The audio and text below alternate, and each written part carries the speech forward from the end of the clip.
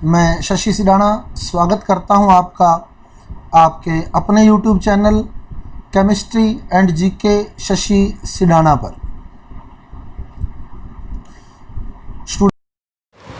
Students, तो chapter जो हमारा चल रहा है रासायनिक बलगतिकी, जिसका अब हम लेक्चर 2 अटेंड करने जा रहे हैं। लेक्चर 1 में आपको अभिक्रिया वेग, मेनली औसत वेग और उससे संबंधित न्यूमेरिकल्स के बारे में बताया गया था, जिसमें कुछ न्यूमेरिकल मैंने आपको करने के लिए भी दिए थे औसत वेग से संबंधित। तो वो कौन कौन से न्यूमेरिकल थे और उनके आंसर क्या क्या थे वो एक बार टैली कर लें। तो आपको इक्वेशन दी गई थी 2a + b = 3c। तो ये एक अभिक्रिया है जिसमें पहला क्वेश्चन था आपके पास कि जो A का वेग है, A के लुप्त होने का वेग, वो 1.4 × 10⁻³ mole litre inverse second inverse है। तो B के लुप्त होने व C के बनने का वेग ज्ञात कीजिए। ये दोनों खाली हैं, आपने ज्ञात करने हैं। दूसरा क्वेश्चन था आपके पास A के लुप्त होने का वेग 3 × 10⁻⁻4 mole litre inverse second inverse है। तो B के लुप्त होने व C के बनने का वेग ज्ञात कीजिए। और तीसरा क्वेश्चन था आपके पास,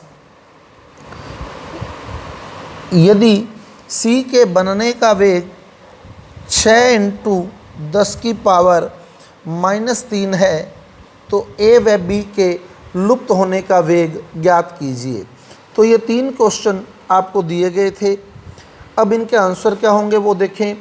तो मैंने पिछले वीडियो में आपको बताया था कि ये 2a कंसीडर नहीं करके सीधा ये देखें 2, b कितने हैं 1, c कितने हैं 3। इनके मोल ध्यान रखें, a 2 मोल हैं, b 1 मोल हैं, c 3 मोल हैं। अब ये मान लें कि ये 2 टॉफ़ियाँ हैं। 2 टॉफ़ियाँ 1 रुपये 40 पैसे की आती हैं। 1.4 यानी 1 रुपये 40 पैसे की आती हैं। तो एक टॉफ़ी कितने रुपए की आएगी? तो एक टॉफ़ी आएगी 70 पैसे की, यानी 0.7 × 10⁻³ ये B का वेग हो गया। जब 2 टॉफ़ियाँ 1 रुपये 40 पैसे की आती है तो एक टॉफ़ी 70 पैसे की आएगी, वो 10⁻³ एज इट इज ही रहेगा। क्लियर। अब जब एक टॉफ़ी 70 पैसे की है तो 3 टॉफ़ियाँ कितने रुपए की आएंगी? जब एक टॉफ़ी 70 पैसे की है तो 3 टॉफ़ियाँ 2 रुपये 10 पैसे की आएंगी। तो 3 टॉफ़ियाँ 2 रुपये 10 पैसे की आएंगी। तो इस प्रकार हम B के लुप्त होने और C के बनने का वेग ज्ञात कर सकते हैं। तो ये पहला न्यूमेरिकल था आपके पास, बहुत ही ईजी तरीके से। ये मेथड ना तो आपने कभी पढ़ा होगा और ना ही आपको कोई पढ़ाने वाला है। तो मैं रिक्वेस्ट करूँगा कि इस चैप्टर के वीडियो जो है वो अंत तक देखें। आपको इतने इजी वे से न्यूमेरिकल सोल्व करने का तरीका दे दूँगा कि आप लोग न्यूमेरिकल रीड करेंगे और क्वेश्चन कर देंगे। और कम्पिटिटिव एग्ज़ाम्स में थ्योरी नहीं आती, न्यूमेरिकल ही आते हैं। अब चलें, 2 टॉफ़ी 3 रुपये की हैं। 2 टॉफ़ी 3 रुपये की हैं तो एक टॉफ़ी 1 रुपये 50 पैसे की आएगी। जब 2 टॉफ़ियाँ 3 रुपये की आ रही हैं तो एक टॉफ़ी 1 रुपये 50 पैसे की आएगी। जब एक टॉफ़ी 1 रुपये 50 पैसे की आ रही है तो 3 टॉफ़ियाँ जो होंगी वो 4 रुपये 50 पैसे की आएंगी। जब एक टॉफ़ी 1 रुपये 50 पैसे की आ रही है तो 3 टॉफ़ियाँ 4 रुपये 50 पैसे की आएंगी। तो इस प्रकार यदि A के लुप्त होने का वेग 3 × 10⁻⁴ है तो B के लुप्त होने का वेग 1.5 × 10⁻⁴ तथा C के बनने का वेग 4.5 × 10⁻⁴ होगा। अब देखें, 3 टॉफ़ियाँ 6 रुपये की आई हैं। 3 टॉफ़ियाँ 6 रुपये की आई हैं तो एक टॉफ़ी 2 रुपये की आएगी। जब 3 टॉफ़ियाँ 6 रुपये की आई हैं तो मतलब एक टॉफ़ी 2 रुपये की आएगी और 2 टॉफ़ियाँ 4 रुपये की आएंगी। तो ये आपके सुबह के 3 न्यूमेरिकल जो आपको दिए हुए थे और आपको मैंने कहा था कि आप लोग सोल्व करके रखना। अगले वीडियो में इनको टैली करेंगे। तो स्टूडेंट्स ये इनके आंसर थे। यदि आपने आंसर सोल्व किए हैं तो कृपया अपने आंसर टैली करें। अब आगे चलते हैं। अभिक्रिया वेग हमने डिस्कस किया था। औसत वेग, औसत वेग क्या था? Plus minus delta C upon delta T. अब एक बात की थी हमने तात्क्षणिक वेग की, निश्चित समय पर किसी अभिक्रिया का वेग उसका तात्क्षणिक वेग कहलाता है। अब तात्क्षणिक वेग, औसत वेग, न्यूमेरिकल आंसर सेम है, सिर्फ फ़र्क क्या है? डेल्टा की जगह डी लिखना है, डेल्टा की जगह डी लिखना है। Plus minus D C upon D T, ये तात्क्षणिक वेग का सूत्र है, plus minus D C upon D T. तो अभिक्रिया वेग, औसत वेग का formula plus minus delta C upon delta T, और तात्क्षणिक वेग का formula plus minus D C upon D T.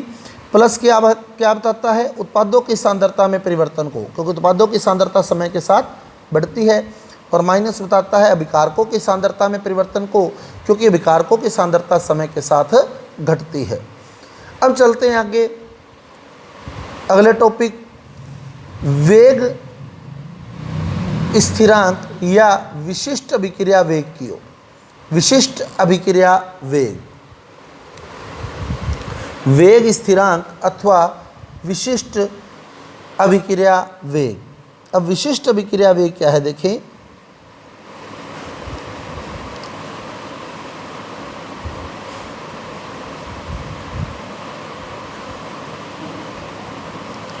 विशिष्ट अभिक्रिया वेग या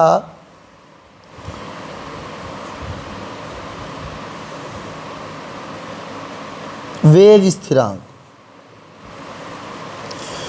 विशिष्ट अभिक्रिया वेग या वेग स्थिरांक को समझने के लिए हमें वेग नियम के बारे में पता होना चाहिए।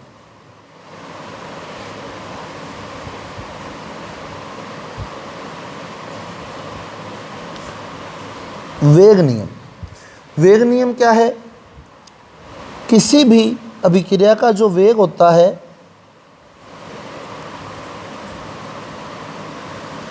वो उसमें भाग लेने वाले अभिकारकों की सांद्रता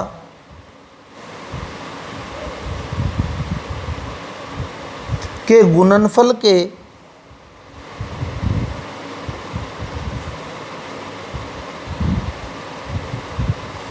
समानुपाती होता है।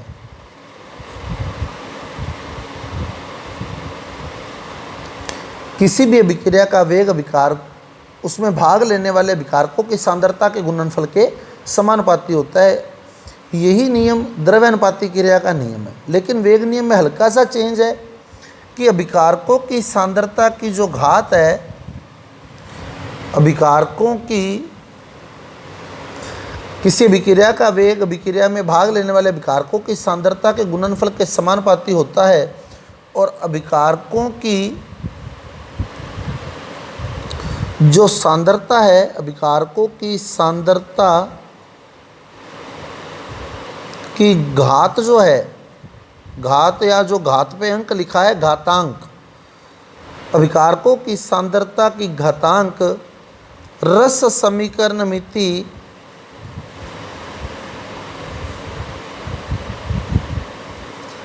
के बराबर हो भी सकती है अथवा नहीं भी। अब इसको क्लियर करें अपने। किसी भी अभिक्रिया का वेग उसमें भाग लेने वाले अभिकारकों की सांद्रता के गुणनफल के समानुपाती होता है, जिसमें अभिकारकों की सांद्रता की जो घातांक होती है वो रस समीकरण मिति के बराबर हो भी सकती है अथवा नहीं भी। जैसे मैंने एक समीकरण लिखी, सपोज सिंपल रिएक्शन लिखी, N1A यानी A के N1 मोल प्लस N2B यानी B के N2 मोल बदले आगे जाके उत्पाद में, आगे जाके बदले किसमें? उत्पाद में। अब वेग नियम क्या कहता है? वेग नियम से, अब वेग नियम लिखूं तो जो अभिक्रिया का वेग है वो समानुपाती है अभिकारकों की सांद्रता का गुणनफल। अब अभिकारक कौन से हैं? ए और बी। तो वेग समानुपाती है ए की सांद्रता इंटू बी की सांद्रता। अब इसकी कुछ ना कुछ घात लगी होगी। जैसे मैंने यहाँ घात लगा दी x और यहाँ घात लगा दी y, यहाँ घात लगा दी x, यहाँ घात लगा दी y। अब ये जो घात है, जो x है, a की घात x, वो a की रस समीकरण मिति यानी n1 के बराबर हो भी सकती है और n1 के बराबर नहीं भी हो सकती। ऐसे ही b की घात कितनी है? y। ये b की रस समीकरण मिति n2 के बराबर हो भी सकती है और बराबर नहीं भी हो सकती। तो ये वेग नियम है। किसी भी अभिक्रिया का वेग उसमें भाग लेने वाले अभिकारकों की सांद्रता के गुणनफल के समानुपाती होता है, जिसमें अभिकारकों की सांद्रता की जो घात है वो उसकी रस समीकरण मिति के बराबर हो भी सकती है और नहीं भी हो सकती। यदि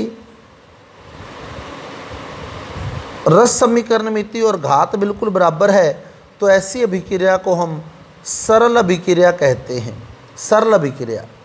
और यदि रस समीकरण मिति और घात अलग अलग है तो ऐसी अभिक्रिया को हम जटिल अभिक्रिया कहते हैं, कॉम्प्लेक्स रिएक्शन। ये सिंपल रिएक्शन है, ये कॉम्प्लेक्स रिएक्शन है, ये सरल अभिक्रिया, ये जटिल अभिक्रिया है। सरल अभिक्रिया जो होती है वो एक ही पद में पूरी हो जाती है, सिंगल स्टेप रिएक्शन होती है ये। और जो जटिल अभिक्रिया होती है वो एक से अधिक पदों में पूरी होती है, एक से अधिक पदों में पूरी होती है। तो सरल अभिक्रिया एक ही पद में पूरी हो जाती है, लेकिन जटिल अभिक्रिया जो होती है वो एक से अधिक पदों में पूरी होती है। सरल अभिक्रिया कौन सी होगी? जिसमें घातांक और रस समीकरण मिति बिल्कुल सेम होगी। अब जब हम समानुपाती का निशान हटाते हैं तो यहाँ एक नियतांक लगाते हैं, इसी नियतांक को ही हम वेग नियतांक या विशिष्ट अभिक्रिया वेग के नाम से जानते हैं। यही वेग नियतांक या विशिष्ट अभिक्रिया वेग है।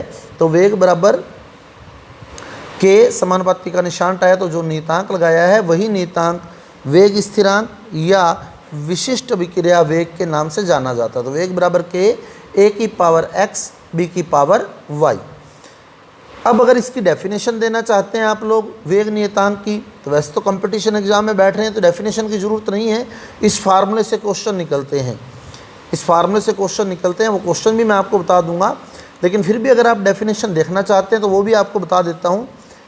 डेफिनेशन क्या है? देखो, यदि मैं A की सांद्रता और B की सांद्रता को 1m रख दूं, A की सांद्रता और B की सांद्रता को 1m रख दूं, इसका मान भी 1 रख दूं, इसका मान भी 1 रख दूं, इन दोनों का मान 1-1 रख दूं, तो 1 की पावर कितनी भी हो वो उत्तर 1 ही आएगा। तो जब ये 1 आएगा, ये 1 आएगा, तो वेग बराबर k हो जाएगा, क्योंकि k इंटू 1 k ही रहेगा। तो विशिष्ट अभिक्रिया वेग या वेग नियतांक क्या है? देखो, विशिष्ट अभिक्रिया वेग अभिक्रिया के वेग के बराबर होता है। विशिष्ट अभिक्रिया वेग अभिक्रिया के वेग के बराबर होता है। कब होता है? जब उस अभिक्रिया में भाग लेने वाले प्रत्येक अभिकारक की सांद्रता, यानी ए की सांद्रता और बी की सांद्रता, इसमें दो ही अभिकारक भाग ले रहे थे, ए और बी। जब उस अभिक्रिया में भाग लेने वाले प्रत्येक अभिकारक की सांद्रता 1m होती है। तो ये डेफिनेशन है। विशिष्ट अभिक्रिया वेग या वेग नियतांक उस अभिक्रिया के वेग के बराबर होता है। कब? जब उस अभिक्रिया में भाग लेने वाले प्रत्येक अभिकारक की सांद्रता 1m होती है। तो ये डेफिनेशन थी वेग नियतांक या वेग स्थिरांक की या विशिष्ट अभिक्रिया वेग की। अब इसमें जो हमने ये लिखा x, y, n1, n2, ये क्या है? ये दो टर्म्स हम यहाँ यूज करते हैं। एक तो अणुसंख्यता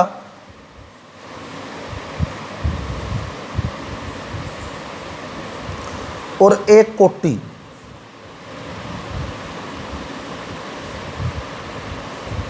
एक अणुसंख्यता और एक कोटि। अनुसंख्यता कोटि मोलिकुलैरिटी और कोटि जो होती है वो ऑर्डर। अनुसंख्यता व कोटि। अनुसंख्यता क्या है? किसी भी अभिक्रिया में भाग लेने वाले कुल अणुओं की संख्या।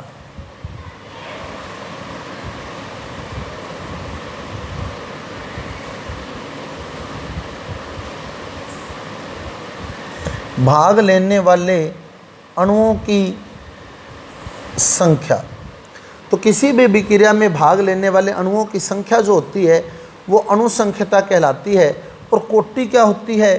कोटि उन अणुओं की संख्या होती है जिनकी सांद्रता अभिक्रिया के दौरान बदल जाती है, जिनकी सांद्रता में अभिक्रिया के दौरान परिवर्तन आ जाता है, जिनकी सांद्रता में अभिक्रिया के दौरान परिवर्तन आ जाता है। अनुसंख्यता कुल अणुओं की संख्या होती है और कोटि जो होती है वो उन अणुओं की संख्या होती है जिनकी सांद्रता अभिक्रिया के दौरान बदल जाती है। तो जैसे यहाँ ए के कितने अणु भाग लिए? N1 अणु, तो ए की अणुसंख्यता N1 है। बी के कितने अणु भाग लिए? N2 अणु, तो बी की अणुसंख्यता N2 है, यानी अभिक्रिया की कुल अणुसंख्यता N1 प्लस N2 है। एक सिंपल सा एग्जांपल देता हूँ आपको। जैसे मान लो एक क्लास है, उस क्लास में 30 स्टूडेंट हैं। कितने स्टूडेंट हैं? 30। तो यानी उस क्लास में जो पढ़ने के लिए बच्चे भाग ले रहे हैं वो बच्चे कितने हैं? 30। तो यानी उस क्लास की अणुसंख्यता 30 है। अब टीचर ने पढ़ाना शुरू किया तो कोई ज़रूरी नहीं है सारे बच्चों की समझ में आ जाए। बहुत से बच्चे ऐसे भी होंगे, या कह दे कुछ बच्चे ऐसे भी होंगे जिनकी समझ में कुछ नहीं आएगा, यानी उनकी सांद्रता नहीं बदलेगी। तो जिनकी सांद्रता में परिवर्तन नहीं होता उनकी कोटि को हम शून्य मानते हैं, वो कोटि में काउंट नहीं होते हैं। क्लियर? तो कोटि उन्हीं अणुओं की, जैसे समझ कितने को आया? मान लो कि 25 स्टूडेंट को समझ आ गया, 5 स्टूडेंट को समझ नहीं आया, तो 5 स्टूडेंट की कोटि शून्य है। कोटि में अब 25 स्टूडेंट ही काउंट होंगे। कोटि में कितने स्टूडेंट काउंट होंगे? 25 स्टूडेंट ही। क्लियर? अब 25 स्टूडेंट काउंट होंगे, पर कोई ज़रूरी नहीं है सारों को सब कुछ समझ आया हो, वो भी आगे क्लियर कर दूंगा। हो सकता है किसी बच्चे को आधा समझ आया हो, किसी बच्चे को 1/4 ही समझ आया हो उस लेक्चर का, तो वो भी क्लियर कर लेंगे हम लोग। तो अणुसंख्यता क्या है? अभिक्रिया में भाग लेने वाले कुल अणुओं की संख्या। कोटि क्या है? कोटि उन अणुओं की संख्या होती है जिनकी सांद्रता में अभिक्रिया के दौरान परिवर्तन हो जाता है। अब अणुसंख्यता हमेशा पूर्णांक होती है, कभी भी शून्य नहीं हो सकती। जैसे मैंने भी कहा, एक क्लास में 30 बच्चे हैं, 29 हो सकते हैं, 28 हो सकते हैं, 27 हो सकते हैं, पर कभी ऐसा नहीं हो सकता कि एक क्लास में 29.5 बच्चे हों, यानी ये भिन्नों में नहीं हो सकती। हमेशा क्या होएगी? पूर्णांक ही होएगी, भिन्नों में नहीं हो सकती। जबकि ये भिन्नों में हो सकती है। जैसे अब एक स्टूडेंट ने, एक टीचर ने पढ़ाया, अब एक बच्चे को आधा ही समझ आया। कितना समझ आया? आधा। तो उसकी कोटि आधी काउंट होगी, पूरी काउंट नहीं होगी। क्लियर? तो ये भिन्नों में भी हो सकती है, ये भिन्न में हो सकती है, लेकिन ये कभी भिन्न में नहीं होगी, हमेशा पूर्णांक होगी। जैसे अगर आपसे पूछा जाए आज क्लास में कितने बच्चे आए हैं, तो आप यही कहेंगे 29 बच्चे आए हैं, ये नहीं कहेंगे कि 29.5 आए हैं, 29 ही आए हैं। अब आपको कहा जाए कितना समझ आया, तो आप ये कह सकते हैं कि सर आधा समझ आया है, आधा समझ नहीं आया। यानी कोटि भिन्नों में हो सकती है, पर कोई जरूरी नहीं है भिन्नों में हो, पूर्णांक भी हो सकती है, पूरा भी समझ आ सकता है। तो ये भिन्नों में हो सकती है, पर ये हमेशा पूर्णांक होती है, ये शून्य नहीं हो सकती। जैसे कोई क्लास ऐसी नहीं होगी जिसमें कोई बच्चा ही ना हो, शून्य नहीं हो सकती, ये शून्य हो सकती है। जैसे मैं कहूँ क्या समझ आया, आप कहते सर कुछ भी समझ नहीं आया, तो ऐसी केस में कोटि शून्य है। क्लियर? शून्य हो सकती है। अणुसंख्यता सैद्धांतिक है। अणुसंख्यता सैद्धांतिक है। जैसे हम देख के बता सकते हैं कि आज कितने स्टूडेंट आए हैं? 30। कितने स्टूडेंट आए हैं? 29, 28।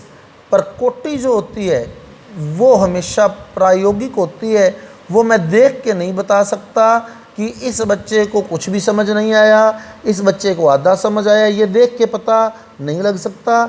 इसके लिए हमें टेस्ट लेना पड़ता है। तो कोटि ज्ञात करने के लिए हमें प्रयोग करना पड़ता है, क्लास टेस्ट लेने पड़ते हैं। लेकिन अनुसंख्यता जो होती है वो सिद्धांतिक होती है, देख के बताई जा सकती है। अनुसंख्यता से वेग निर्धारण नहीं होता, वेग निर्धारण नहीं होता। कोटि जो होती है वो वेग का निर्धारण करती है। तो अभी हमने ये जो वेग लिखा था, ये जो इसकी पावर लिखी है, ये कोटि है। ए की कोटि x है, बी की कोटि y है, ये कोटि ही लिखी है हमने। क्लियर? ए की कोटि x है, बी की कोटि y है, तो ये कोटि है x और y, और ये n1 और n2 अनुसंख्यता है। तो एक केस ऐसा है जिसमें कोटि और अनुसंख्यता सेम होती है, कोटि और अनुसंख्यता सेम है। और दूसरा केस ऐसा है जिसमें कोटि और अनुसंख्यता भिन्न भिन्न है, जिसमें कोटि और अनुसंख्यता भिन्न भिन्न है।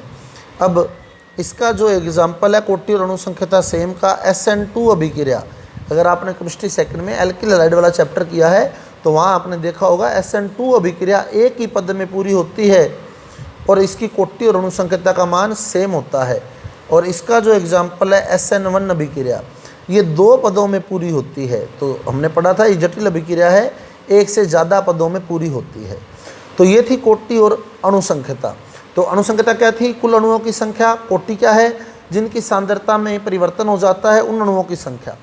अनुसंख्यता हमेशा पूर्णांक होती है। जैसे क्लास में स्टूडेंट कितने 30 हो सकते हैं, 29 हो सकते हैं, 28 हो सकते हैं, कभी भिन्नों में नहीं आ सकते। लेकिन कोटि भिन्नों में आ सकती है कि आज आधा ही समझ आया है, आज 1/4 ही समझ आया है। अनुसंख्यता कभी शून्य नहीं हो सकती, लेकिन कोटि शून्य हो सकती है कि आज कुछ भी समझ नहीं आया। अनुसंख्यता हमेशा सिद्धांतिक होती है, देखकर बताई जा सकती है। जैसे मैं इस समीकरण को देखूं तो मेरे को पता लग जाएगा N1 और N2 अनुसंख्यता है, पर इस समीकरण को देख के मैं कोटि नहीं बता सकता। कोटि बताने के लिए मेरे को प्रयोग करना पड़ेगा और उस प्रयोग से वेग लिखना पड़ेगा, और जब मैं वेग लिखूंगा तो जो वेग की घात आएगी वो कोटि होगी। इसका सिंपल सा एग्जांपल दिया, जैसे क्लास में कितने स्टूडेंट आए हैं वो अनुसंख्यता है, तो वो तो आप देख के ही बता सकते हैं। लेकिन क्लास में किसको कितना समझ आया है ये देख के नहीं बता सकते, इसके लिए हमें टेस्ट लेना पड़ता है। फिर अनुसंख्यता से वेग का निर्धारण नहीं होता, कोटि से वेग का निर्धारण होता है। अब सबसे इम्पोर्टेंट बात जो कंपटीशन में पूछा जाता है, जिस अणु का आधिक्य हो, जिस अणु का आधिक्य हो, ज़्यादा मात्रा हो, उसकी कोटि हमेशा शून्य होती है, उसकी कोटि हमेशा शून्य होती है। जिस भी अणु की सांद्रता हम ज़्यादा ले लेंगे, जिस अणु का आधिक्य ले लेंगे, उसकी कोटि कितनी होती है? शून्य। बहुत ही इम्पोर्टेंट बात है, कंपटीशन में मोस्टली क्वेश्चन इसी से ही आता है और आया भी हुआ है। वो क्वेश्चन भी मैं आपको बता दूंगा कि क्वेश्चन क्या था। तो जिसका आधिक्य होगा उसकी कोटि क्या होगी? शून्य। एग्जाम्पल दे देता हूँ, मान लो कोई नहर चल रही है, नदी चल रही है, या मान ले कोई नदी है या नहर है, तो नहर में पानी का क्या है? आधिक्य।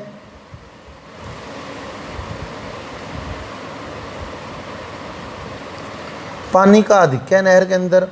अब आपने उस पानी में अगर 1 चम्मच चीनी मिला दी, 1 चम्मच चीनी मिला दी, तो क्या नहर का पानी मीठा हो जाएगा? अगर उस नहर के पानी में हम 1 चम्मच चीनी मिला दें तो क्या नहर का पानी मीठा हो जाएगा? नहीं।